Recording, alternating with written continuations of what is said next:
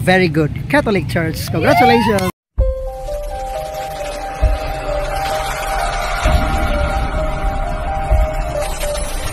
Evidencia Biblica.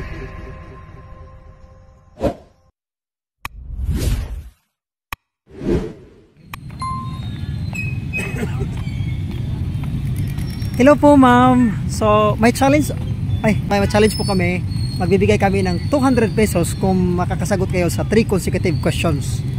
So, kung isa yung masagot, may 100. Kung dalawang tanong yung masagot, 150. Then, pangatlo, 200. Okay lang po ba? So, okay. Walang masagot, may 50 pesos. Tag 50 kami. Tag 25. Okay. Sa unang tanong, sino ang tinagurian na the father of Protestantism? Sino ang tinagurian na the father of Protestantism? The Bible, yeah. History lang. History? The father of Protestantism. 200 po. Wala? Proceed tayo? Ga-RO mo, ga-RO? Hindi pa. Oziti. Sorry. Okay. So, next question. Next question. Anong simbahan yung nag-compile sa Biblia? Anong specific na church? Katoliko? Very good. Catholic Church. Congratulations. May tag 50 na kayo. Next. Are you a Catholic? Yes. Okay, very good. Kailan itinatag ang simbahang Katoliko? Allah. Kailan? Year. Ano lang? Specific year lang. Year lang. Kailan itinatag ang simbahang Katoliko? Sila sa 1550s. Oh no!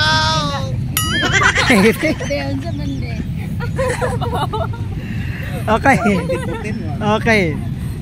Sa unang tanong, sino ang tinagurian na ni Father of Protestantism? So, who is the Father of Protestantism? It was Martin Luther. Okay. Oh, no. Kay ang among brain Na-drain.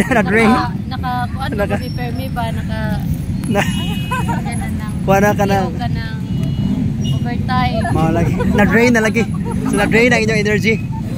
Sa pangalawang tanong, who compiled the Bible? It was the Catholic Church by Pope Damasus I in 382 AD. Commission niya na i-compile yung Biblia. Tapos, na-proclaim sa simbahang Katoliko 405 AD.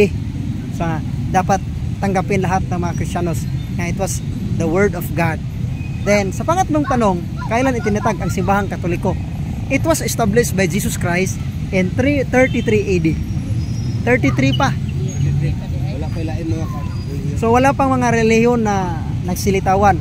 So, sino ba yung dahilan kung bakit maraming mga reliyon ngayon? May mga born again, may Jehovah's Witnesses, may mga Baptist. It was Martin Luther. Okay? Ni-remove niya yung 7 books in the Old Testament. That is why may sariling Biblia na yung mga Protestante. Pero yung Biblia talaga ng Protestante ay galing ho yan sa simbahang Katoliko. So, sa mga katuwid, ang simbahang Katoliko po, yung may-ari ng Biblia, itinatag ni Kristo, at ang simbahang Katoliko rin, yung tunay na iglesia. Sila gaya-gaya lang. Okay? So, you will receive 100 pesos. Thank you po. Yung page po natin ay yung Evidencia Biblica. Evidencia, yes. Evidencia Biblica, Facebook and YouTube. Sige. Thank you. God bless.